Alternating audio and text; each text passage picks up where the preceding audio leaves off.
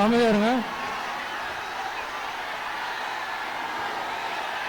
கொஞ்சம் மூவ் பண்ண, கொஞ்சம் அமைதியா இருங்க, கொஞ்சம் சைலண்டா இருங்க. தளபதி வருவார், தளபதி பேசுவாங்க.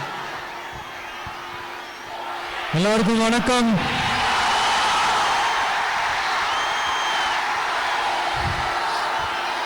நான் பேசுறது கேக்குதா?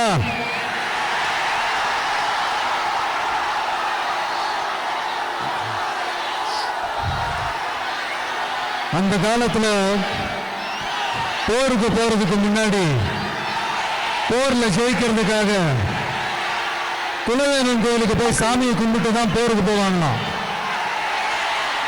அந்த மாதிரி அடுத்த வருஷம் நடக்க போற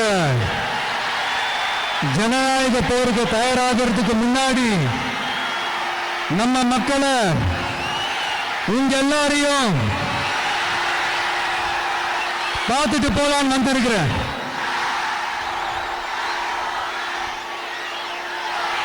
ஒரு சில மண்ணை தொட்டா ரொம்ப நல்லது, சில நல்ல காரியங்களை இந்த இடத்துல இருந்து தொடங்கினா நல்லதுன்ட்டு இந்த பெரியவங்கெல்லாம் சொல்லி நம்ம கேள்விப்பட்டிருப்போம் இல்லையா? அந்த மாதிரி திருச்சியில தொடங்கின எல்லாமே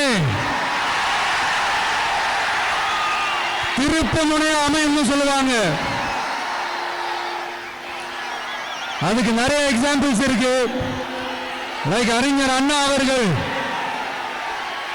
முதல்ல தேர்தலில் நிக்கணும்னு நினைச்சதே திருச்சியில தான். நான் சொல்றது 1956. அதுக்கப்புறம் புரட்சி தலைவர் எம்ஜிஆர் அவர்கள் அவருடைய முதல் மாநில மாநாட்டை நடத்தினதும் திருச்சியில தான். நான் சொல்றது 1974. அந்த மாதிரி திருச்சிக்குன்னு நிறைய வரலாறுகள் இருக்குது. நம்ம கொள்கை தலைவர் பெரியார் அவர்கள் வாழ்ந்த இடம், மலைக்கோட்டை இருக்கிற இடம், கல்விக்கு பேர் போன இடம், மதச்சார்பின்மைக்கும் மத நல்லிணக்கத்திற்கும் பெயர் பெற்ற இடம், கொள்கை உள்ள மண் இது.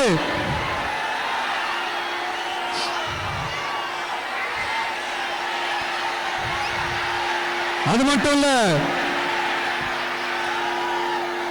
இன்னைக்கு உங்க எல்லாரையும்